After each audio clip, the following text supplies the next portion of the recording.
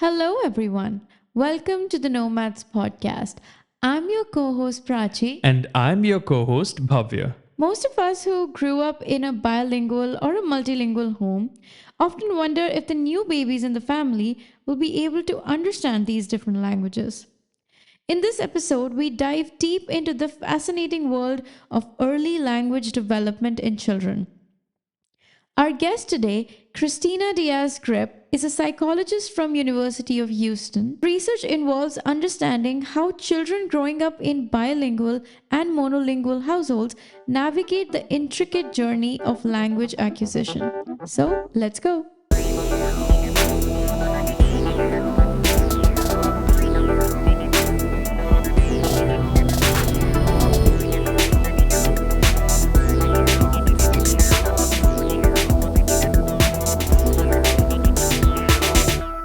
Christina Griep, welcome to the Knowmads Podcast. Thank you so much for having me. So, why don't we start by just introduce your research and its focus on language development in children growing up in bilingual and monolingual households? Yeah, absolutely. So I grew up in a family of educators. Both my parents were teachers. So when I started undergrad and was in my psychology classes, I think that is what kind of sparked the interest in learning specifically in general. And I also was interested in language development, specifically in monolingual, bilingual. Growing up in Miami, Florida, it's a very bilingual environment. Really? I'm sure, yes. Oh yeah, my husband, who's monolingual English, can tell you he has a. Sometimes there's a bit of a bilingual language barrier. I tell people in Miami it's not English or Spanish, it's Spanglish.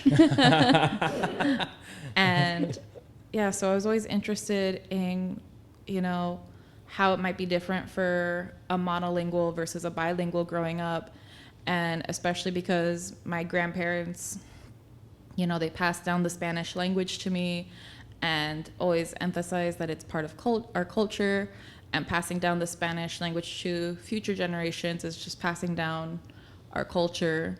So I always thought bilingual language acquisition was so very important for families, of different backgrounds. And there's a stigma with bilingual language acquisition, it might confuse the infant, when there's two languages. Interesting. Yeah, but really with my line of research, I like to show that it won't confuse the infant. And that's what I've seen with,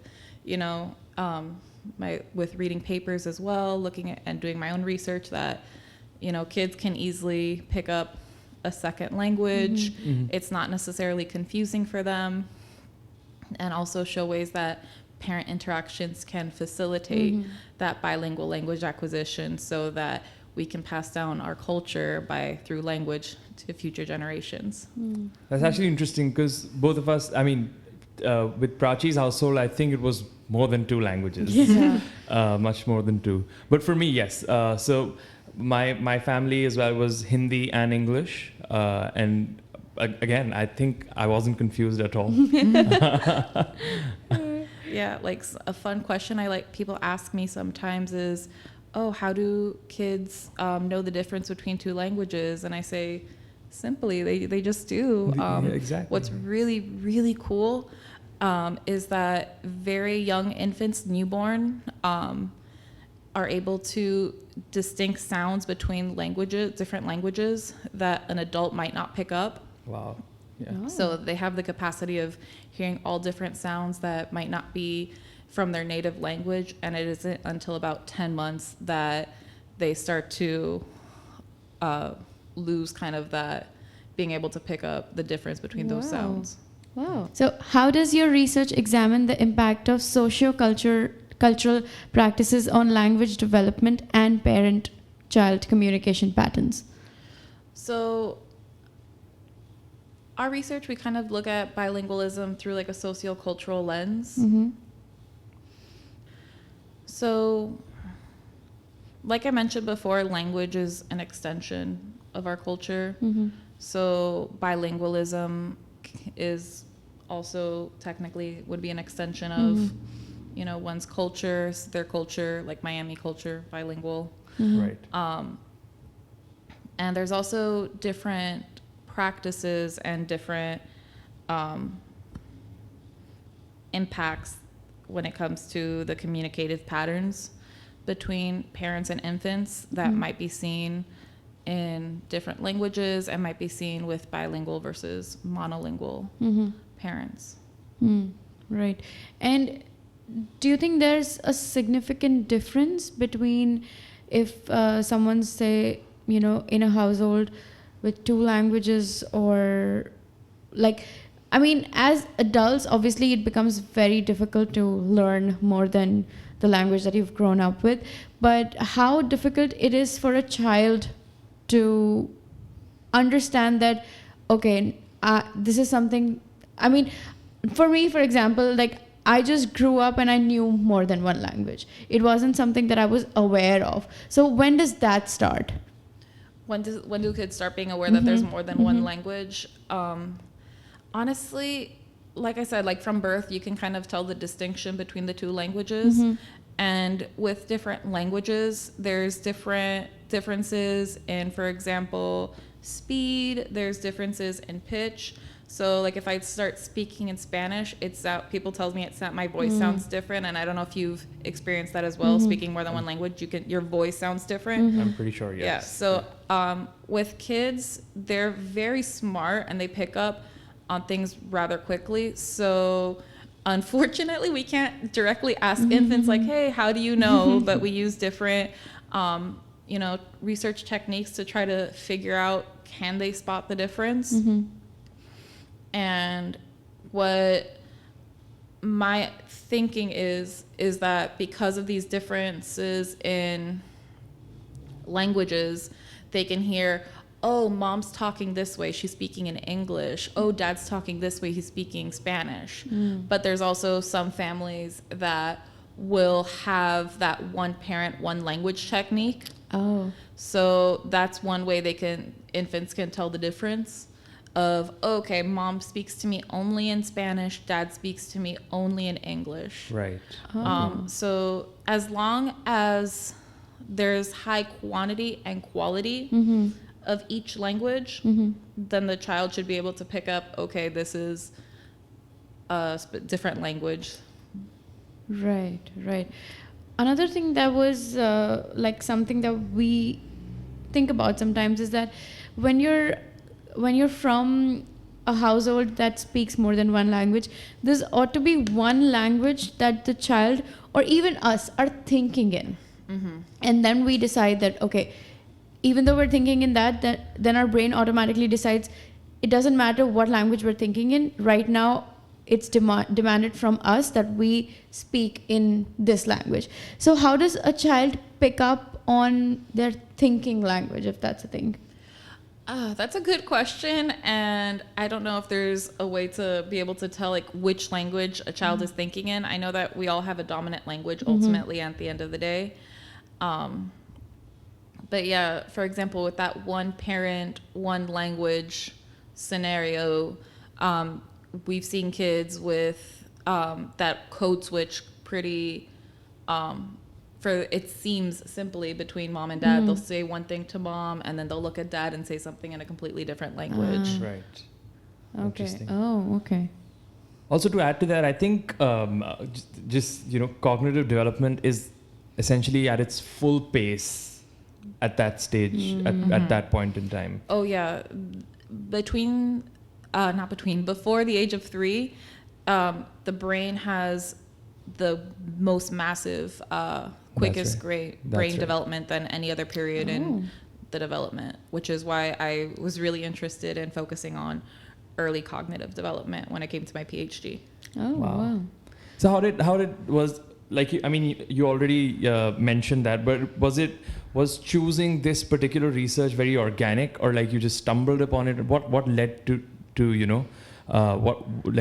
study language and its impact in cognitive development? Yeah, so for me, it wasn't necessarily organic. Like I said, I had that passion for wanting to learn more about how people learn. And so I started my research journey in undergrad where I looked at young infants.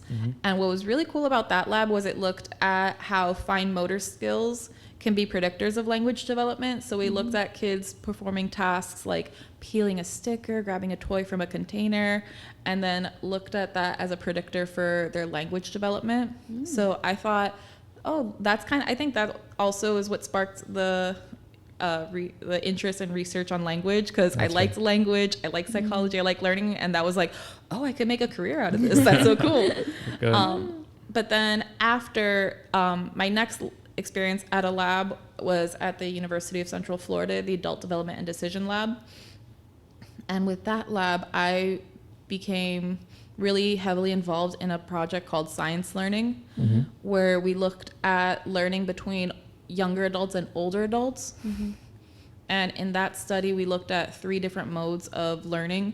So we gave older and younger adults a basic article, like how we read in graduate school all the time, a TED Talk.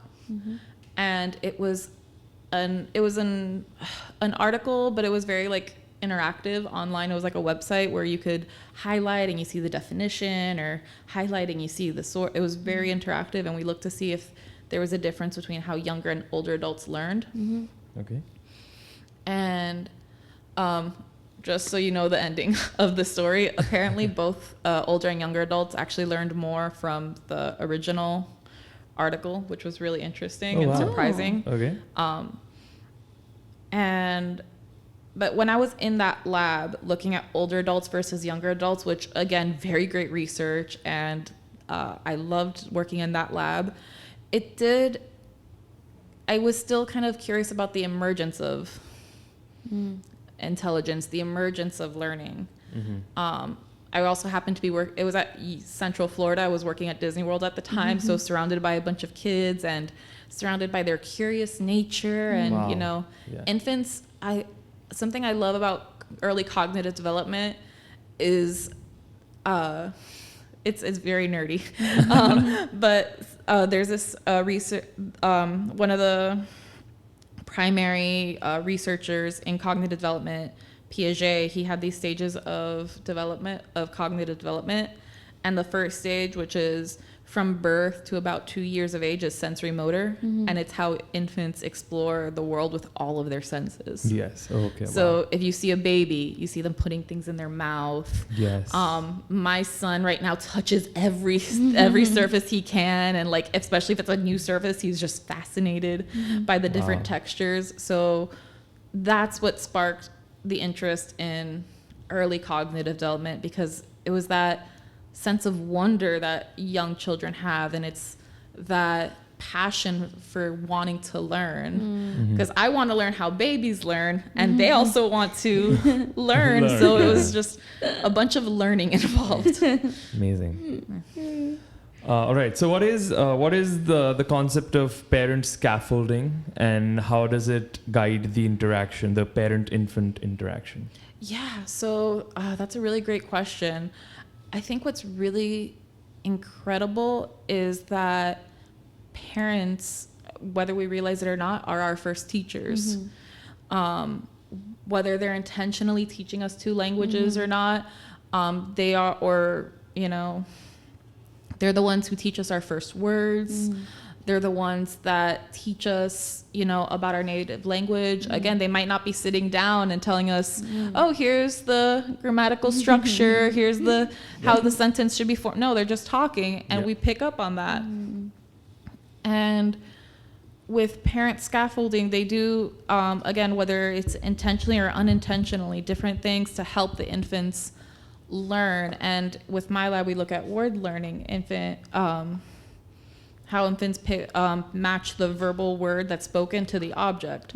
So parent scaffolding, it involves a lot of different techniques that parents will use to try to help their infants learn. So for example, labeling the object, which so just saying, oh, this is a water bottle, and you know, parent might even hold the water bottle and like put it in the infant, in front of the infant, and that object holding or their gaze looking at the object are all ways that the infant can pick up on that language and just learn in general. Did that answer? Yeah, that did. Actually, Yeah. that makes sense.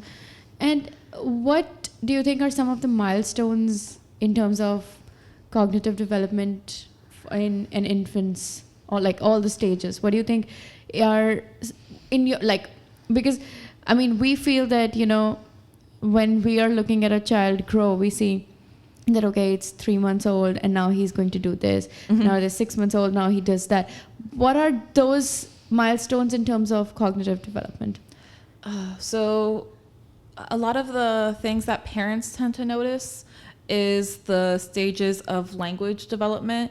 So the milestones of, you know, when they start making a sound that's not a cry, because technically crying is still baby's first form of communication. Oh my gosh, baby's first smile is another way that babies communicate, and it's the best, it's the most heartwarming. So yeah, babies go from crying to laughing to cooing, making vowel sounds, and then making the connecting the consonants and the vowel sounds. So that's kind of the stage where my son is at right now. He keeps saying ba ba da da da. Right. And then eventually they pick up on connecting the word to the object, and then putting sentences together, putting words together to form a sentence, and then putting sentences together. But something that I think is, for me, one of the coolest parts that like is not very noticeable is the development of a child's attention. So when you're a very young infant, you are gonna focus on what catches your attention. So someone makes a loud sound, you're gonna look over there. But when you get older, and when I say older, I mean even by a few months, you start to want to pay attention to something.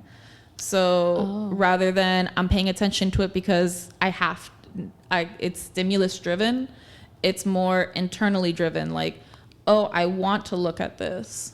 And there's something called sustained attention, which is when you look at an object for a while, and when that sustained attention is actually what helps facilitate that word learning. Right. Yeah. And then, yeah, for me, I think that's really cool, that attention development from stimulus driven to internally driven attention. Is this what you call attention shifting? Is that what it is? No, it's not attention shifting. Okay. Yeah, it's, for me, it's just attention development. Right. Okay. So what is attention shifting then? Attention shifting is attention shifting, I would say, is self-explanatory. It's being able to shift your attention from one object to another. And whether that is stimulus driven, like I'm looking at this toy and I'm playing with this toy, oh gosh, that toy just fell, so, or that toy made a beeping sound, so I'm gonna look over there, or mom talked, I'm gonna look at mom. Right. Yeah. Do you intentionally, like, is there an intention behind making sure that the infant shifts their attention, so that, I mean, does it lead to more development? So someone should prioritize it, or should it be just, you know, natural? And I mean, our lab, we do look at just general attention, natural interactions. I don't think necessarily as parents or caregivers,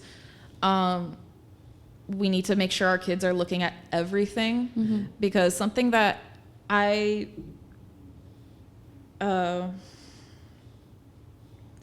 think is really important is for parents and caregivers to know is when children are younger than the age of 3, a lot of times we see toys that are marketed towards kids learning in the sense of this is green, this is red. But before 3, it's not so much teaching them what to learn, but teaching them how to learn. I see. Interesting. So yes. When parents talk to their kids, for example, kids are picking up naturally on language their parents' native language. And there are things like conversational turns. So when parents take a pause in a conversation, and they see, oh, mom and dad are talking to each other, and if you do that with your infant, you know, they might respond back. You know, like if you sing a song and then all of a sudden stop, they might continue the song for you, which is really cute. So it's, again, teaching them how to learn, not necessarily what to learn. Interesting. So one thing that like we often think about is, like when we were growing up, we did not have all these devices all around us, and now we see children are just occupied with these devices. So what role does screens, phones, tablets play? Like what role does it play in a child's cognitive development? That's a really great question.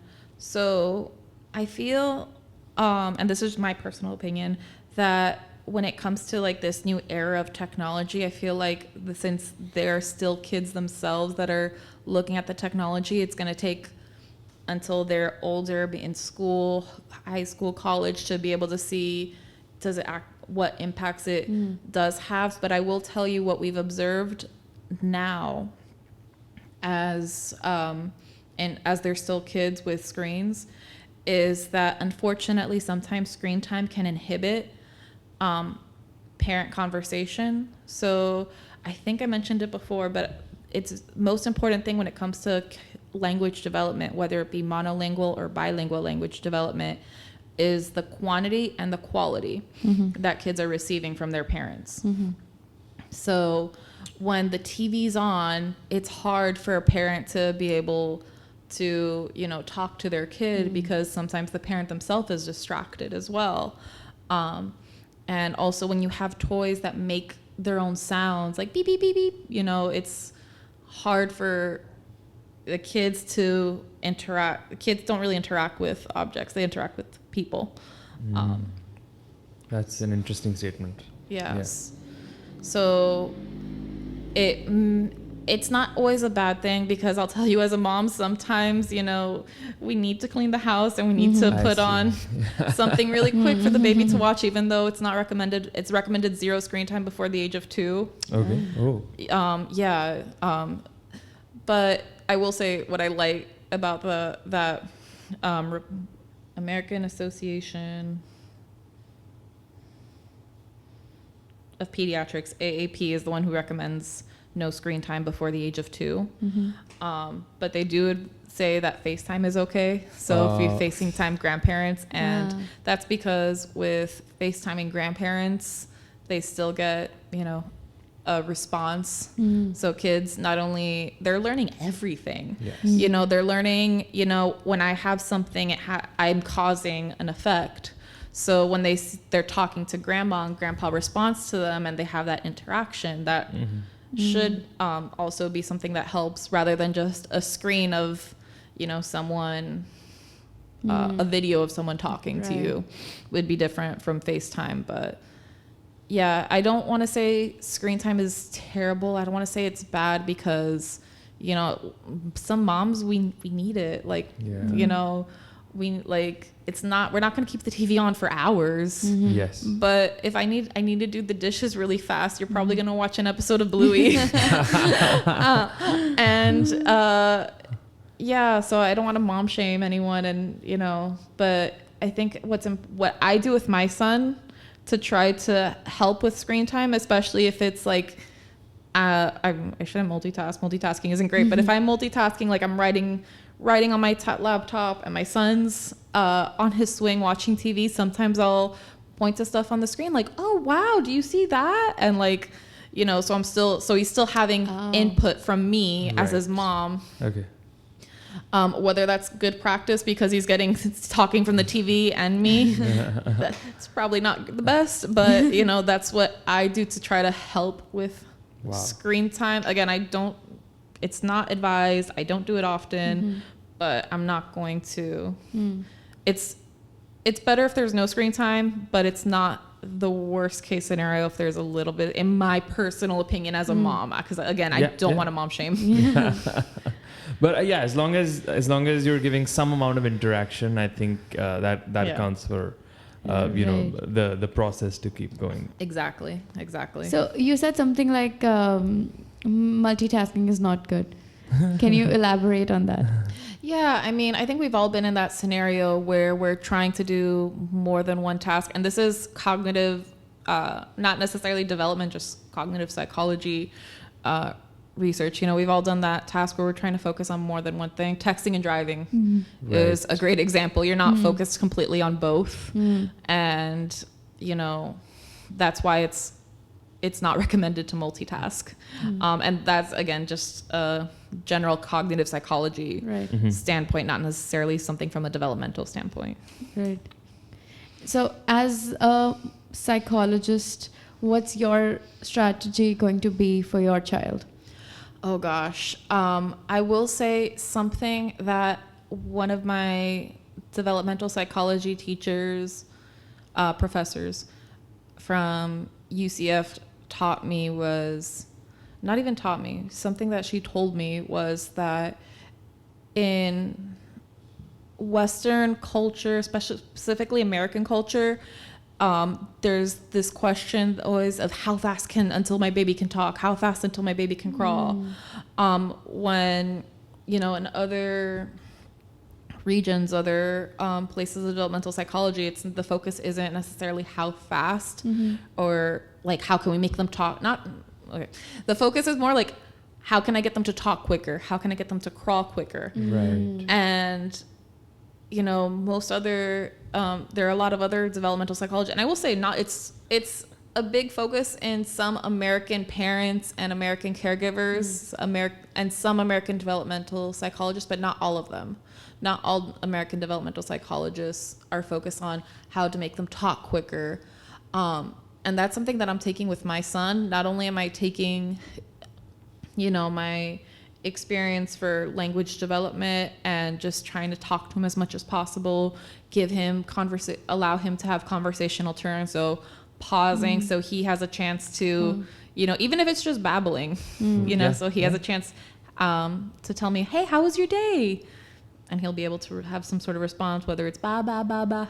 Right. That's so cute. Yeah. And also I'm not terribly worried about how fast how to get him to crawl quicker, how to get him to talk quicker. I know he's going to go at his own pace. Yeah, of course, if there's, knock on wood, luckily I haven't noticed any delays, but of course, if you see delays, talk to your pediatrician.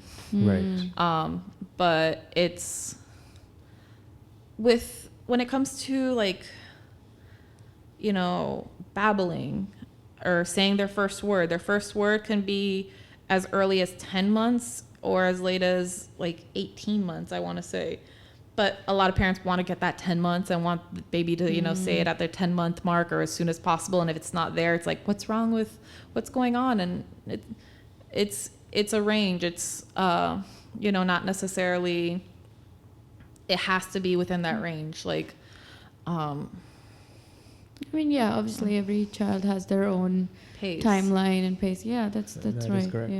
Yeah. And because I even realized I said, the baby's first word is between 10 and 18 months, but sometimes it's not until 12. Some people will say, 12 months is baby's first word. So they're looking at that 12-month mark. And if it's 12 months and it hasn't hit, then they get concerned and no, it's actually a range between this time frame. So I try not to worry. Also, when it comes to seeing other babies in mom groups, my baby can roll over, my baby can crawl, and my baby might not be there yet, but he's showing for now, luckily, very good signs of development. So I'm not. I tell myself not to worry. It's hard sometimes though as a mom to remember the research part of it. For example, the screen time issue. I know screen time is bad. I know the AAP says no screen time until 2, but then I freak out. Oh my gosh, I have to put on an episode. And it's just you know what? It's fine. Every baby's different. Every mom and every family's different. Yes. And and it's okay to be different.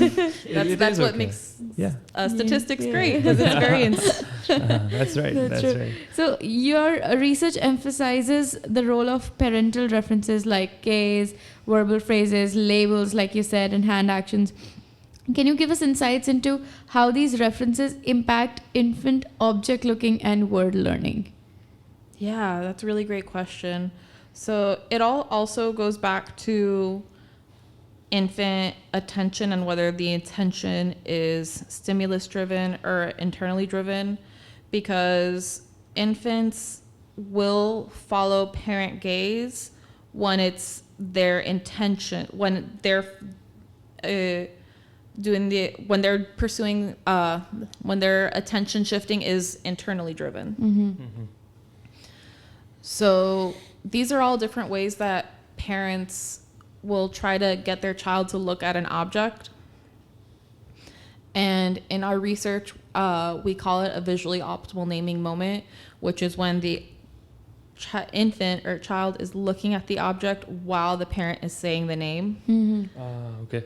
So those are all different ways that parents can just help their infant, which is what I like about it is that from the parent standpoint, it's nothing new. You know, it's object labeling. We label, even as adults talking to other adults, like I will tell you, oh, I'm going to grab my water bottle now. And you see me grabbing my water bottle, you might even look at it. Or sometimes, you know, I'll say something like, oh, book, and you'll like look at the book as adults. So as infants develop, they develop the same kind of attention skills that adults, not at the adult level, but they develop their attention. Right. Are you treating your son as a subject for your research? Yes. Oh my gosh, his first study was actually while I was still pregnant with him. Oh wow. Yeah. One of the labs, it's called the LEAD lab at UH. They look at prenatal development, and a good friend of mine works at the LEAD lab. So I told her, sign me up. And we got to do an MRI of baby's brain. So before he was even born, I got to see images of his brain. And yes, he's been now twice in my lab as a research subject, one for our regular head camera study and then one for our EEG study. Wow. But when he's able to understand, we'll make sure that he listens to this podcast. Oh, I have pictures of him with the EEG cap, and luckily his personality trait is chill. So like he's very chill for these studies, but like there's one picture of him with the EEG cap that he just is like, Mom, what are you making me do? That's amazing. Yeah. I don't know if you watch, if you've seen The Big Bang Theory, but yes. my multiple family members have called me Leonard's mom. Leonard's mom. Yeah, that's what I was gonna say. I was like, yeah, that's gonna happen. I'm sorry, Carlos. I love you. Mama loves you. And I hope that answered your question with attention. Yes, yes, for sure. Yeah, it's actually really interesting because, I mean, I sometimes wonder that for like, is it harder for you to be a psychologist when you're a mother? Sometimes I think what gets me, and this is just personal thing, is, you know, I've always been an overthinker. So I'm like overthinking things, and then I go back to remembering like kind of what I was telling you with attention, that a lot of the things that parents do for attention and what we study are things that parents do naturally. So I just kind of remind myself, you know, it's okay, you know, and remind myself it's hard to not look at my son and, you know, be like, oh, is he hitting the developmental milestones? Like every mom, but that's every mom. I would say, not just the scientists that do that. Yeah, I wouldn't say I'm doing anything particularly, you know, special that any other mom doesn't typically do, because even there's this thing called child-directed speech, which is when parents talk a little high pitch and they emphasize the ups, they might emphasize the vowels. Right. And that is something that we do naturally. It's even something that people do with their pets. They do like that little like, some people call it baby talk, but right. Yeah. baby talk, people think something else, but yeah, that little like child-directed speech, infant-directed speech people Right. do with their kids and infants naturally. And what's great about it is because infants are drawn to that high pitch, Wow. and they're drawn to this. So this thing that parents do naturally facilitates a child's attention. So they talk high pitch, and the infant's going to look at mom, and then it helps mom's interaction that she doesn't even realize how helpful she's being with her infant. There are so many things that parents, you know, we just do naturally. Yeah, now I'm curious, how is that so natural? I mean, why do you see a child or a pet and then you were like, baby? It's crazy because like I said, it's like we do it with pets too. Yeah, and it works. and it works. Yeah, It- so that's good. Yeah. And then it also, and it goes back to helping, because they're so drawn to it, it helps with the parent interaction, and it helps with the child's sustained attention as well. So, which will facilitate their learning growing up, which, like I said earlier, you know, the most important thing when they're so little is to help them learn how to learn. Wow. Yes. Not necessarily learning colors and numbers quite yet. That's right. It's okay for that to wait a little bit. And not to put like deadlines on it. Just take them, you know, as like it should be organic is what I want. Exactly. to say. Let baby go at their own pace. Yeah. You know. Most of the time, baby will be fine. Well, let's talk a little bit about your study. So, when you were conducting this study, what aspects of parent behaviors were you analyzing? And you know, you can talk in terms of differentiating between monolingual and bilingual families. Yeah. So we were comparing between monolingual and bilingual families, and a lot of times with research when it comes to infant language development and what we've seen with bilingual language development, the research focuses on child's output. So how many words can child say? There's also been studies counting the number of words that parents say, or maybe nouns versus adjectives. But our research, we really wanted to look at the environment on how kids learned. So we didn't really look, we looked mostly at, you know, the parent interactions, and we looked at things, again, that we see a lot, that parents do, things that not only we see parents do often, but research has shown helps with language development. So we looked at parent gaze, we looked at object labeling, and we looked at object handling, which is when the parent has the object in their hand. All of these things and have been shown to help with child development. So we were just looking at the differences between monolingual and bilingual parents, and we were looking at the combination of these, you know, interactions. So it's in real life, real time. It's your parents won't just hold an object. Maybe they will, but they might also label it while they're holding the object, or they might look at it while they're holding it and labeling at the same time. So we were looking at all of those different factors that have been shown to help with language development.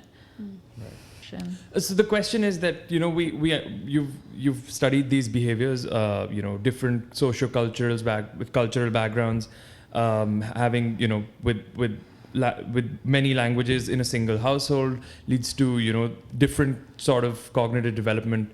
We're not talking about good or bad right now, but certainly different cognitive development. My question is, what if a family is not multilingual or does not have many cultures within the family? How do they But they essentially still want to gain the benefits of a multilingual family. Right. Oh, okay. So how do they develop the benefits of multilingualism? Yes, Oh, yeah, it's totally possible. I mean, even music, you know, has been shown to have similar benefits. There's this really great article I read recently that talked about bilingualism, and that was one of the questions that was addressed in the article was, you know, if we want our child to have the similar benefits of bilingualism because there are benefits to being bilingual. Bilingual infants, there have been studies that suggest that they have more cognitive control compared to their monolingual counterparts because they have to repress information from one part to use information from another part.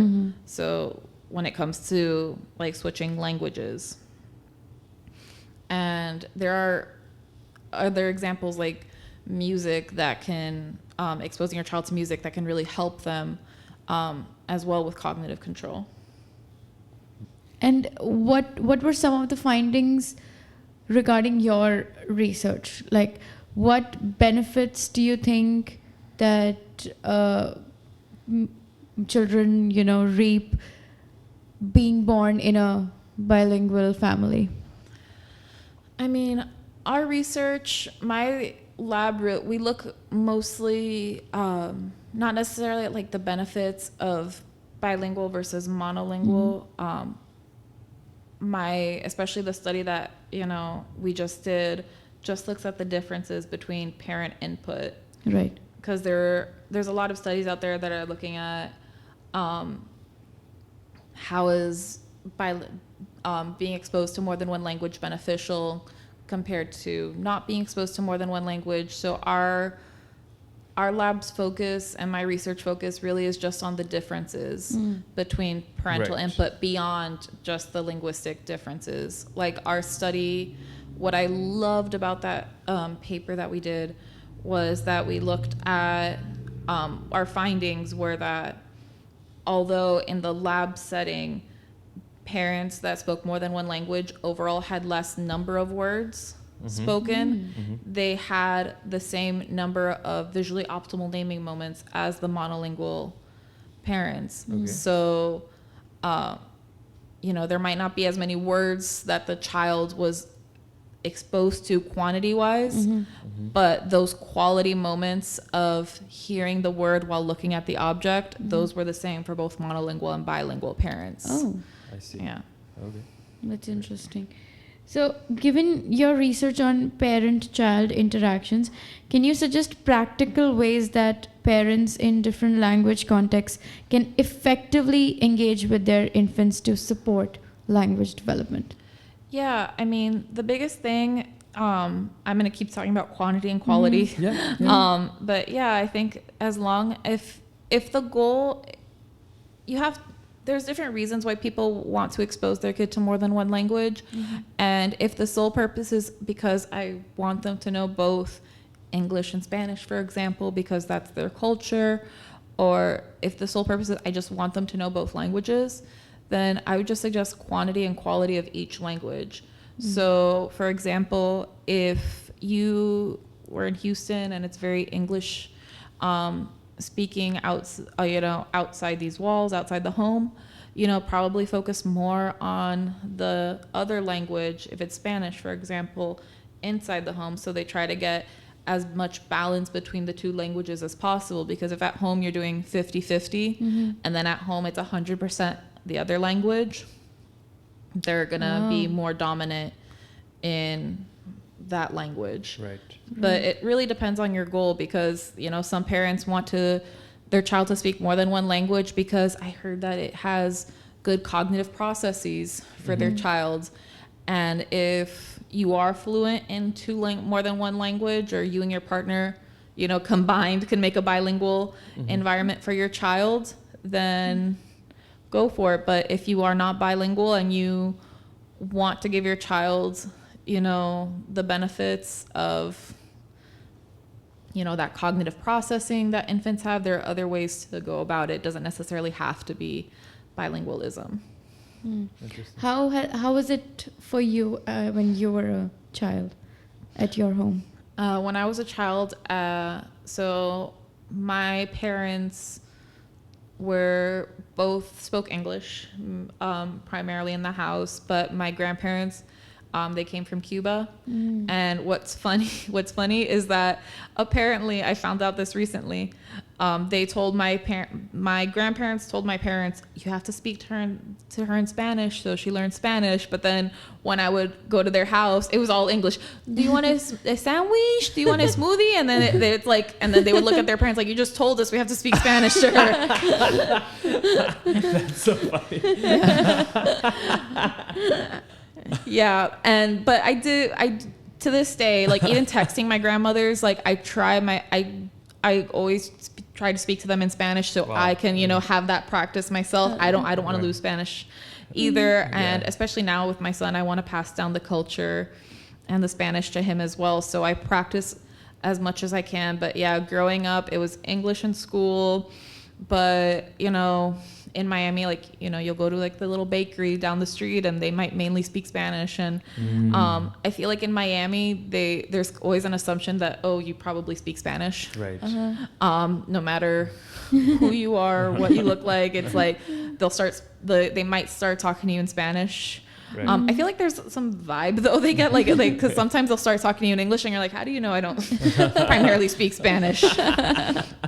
Well, I've experienced that in Houston. So when we came for the first, when we came to Houston the first time, we went to, we were trying to set up everything, phones, blah, blah, blah. And then people used to just start speaking Spanish with me and like, hey, I might look like one, but I don't know.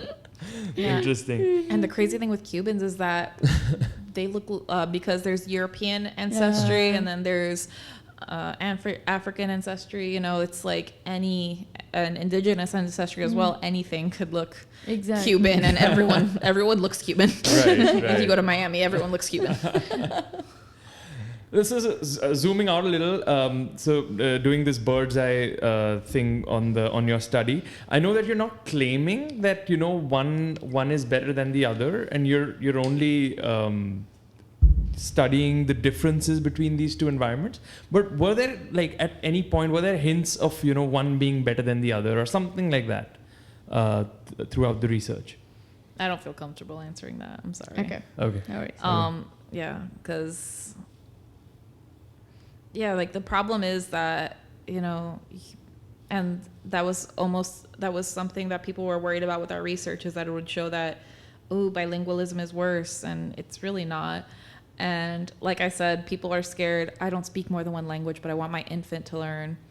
Right. I want my infant to, have the best quality, of life, and, it's really not gonna hurt them.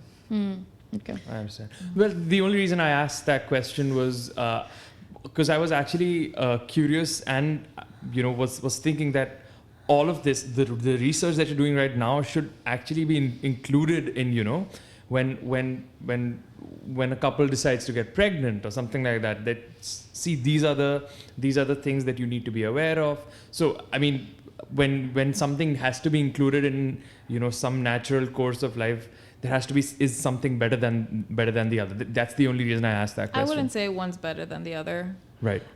Because like I said, what I loved about it's weird to say I loved my findings, but I was because you don't know what to expect in science when you do an experiment, but I was just like so excited to find out that, hey, yeah, there were some differences, mainly with the number of words spoken, but those visual optimal naming moments, where the child is looking at the object and mom labels the object, happened equally for both monolingual and bilinguals. So for me, I thought, wow, that's really cool that both have equal opportunities to learn the label, learn words, even though there are differences with the input. But is it true that it's easier for children under a certain age to be able to learn more languages easily than adults? Oh, absolutely. Yeah. It's because like I said, infants from birth can pick up sounds that, from different languages, because every language has these sounds and a certain number of sounds that you might not hear in another language. So I don't know if you've been in a scenario where you're talking to someone in a language you're not super familiar with, and or you're trying to get their name and then they say their name and you're like, I think I'm saying your name right, but it's like, no, you're not saying my name right because I'm using this sound, but because your native language doesn't pick up on that sound. Infants have that ability to be able to hear all these sounds. So that's one of the benefits of bilingualism, is that you get to pick up on all these sounds early on while your brain still can make those connections. And it's what's called a critical period, which is where infants, young children, the younger you are, the easier it is to pick up a language, a second language, essentially. But that's not to say that if you're an adult, you can't pick up a second language. It just will take a lot of work. Right. So you have to be committed. You have to really want to learn this other language. If you really, as an adult, if you want to. Possible, but very difficult compared to a child that, like you said, when you were growing up, you didn't even realize you were picking up more than one language. It was just happening naturally. Right. Yeah.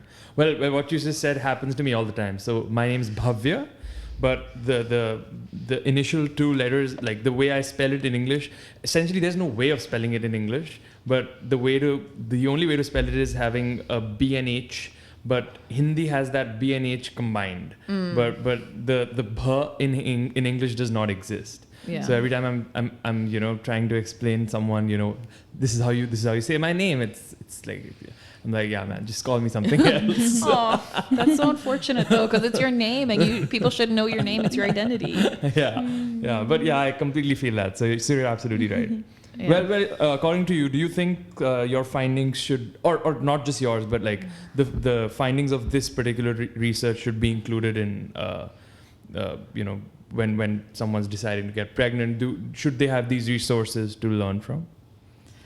I will say, from the mom side of things, it's incredible how much information, when it comes to language development there is. Like things I was reading on my own, like social contingency, conversational turns, is something that, talking to, my doctor, my pediatrician was able to, help me out with, and mom groups and even TikToks and like Instagram reels, like are telling me things that like, I'm like, oh, hey, that's actually valid, that's actually true when it comes to developmental research. So I'm very happy when it comes to, in general, with developmental and cognitive development, that, with social media, because there is always that fear of like things could be misconstrued or people can say, but maybe I'm just lucky that I've seen some videos that I'm like, oh, hey, that's actually true. Like you do want to talk to your baby. You do want to have conversational turns with your baby. You do want to try to have toys that don't have as many lights and sounds to try to, they won't say the whole thing. Like I'll say, yeah, because it will limit the parent input. It'll limit the number of conversational turns you can have with your infant when, you have loud toys. So that's what I would say when it comes to just the development part. And with the bilingual part, because I've had so many moms tell me, I want to raise my kid bilingual so that they can talk to grandma, so they can, talk to me, if they're first generation, more fluently, and they get nervous. And I say, hey, it's okay. Like that's like, I just want to, that would be like the main message I would want to get out to bilingualism.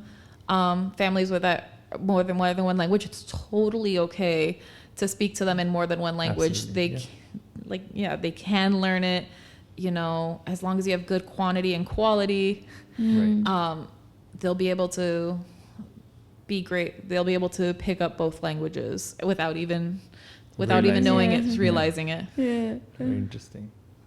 Well, okay. Lastly, looking ahead, what avenues of research do you believe should be explored further to deepen the understanding of this subject, especially of early language acquisition in diverse linguistic environments? There are some research projects that you're trying to work on and looking forward to. Yeah. So right now, I'm working on a research project that further, even deeper, looks at verbal input structure between monolingual and bilingual parents. That's what I'm working on right now.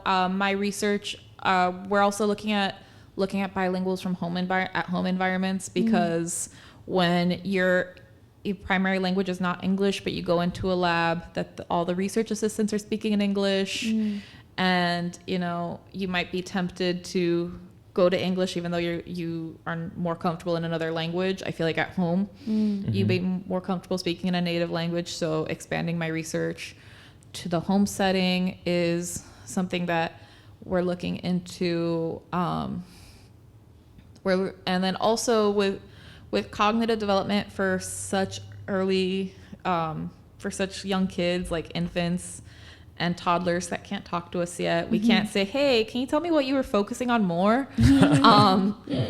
Just different avenues of technology. So, for example, our lab is looking at EEG to look at brain activity in addition to the head camera, head mounted eye tracker. So we're able to, get deeper insights into, child attention and just their overall cognitive development. I wish we could just ask infants, what are you looking at? That'd be ideal. That would be ideal. Well, thank you for this illuminating conversation. We thoroughly enjoyed it. Thank you. Thank you guys so much for having me. I'm really happy to be here and talk about, my research. We loved it. Yeah, we loved it. Well, best of luck. Thank you.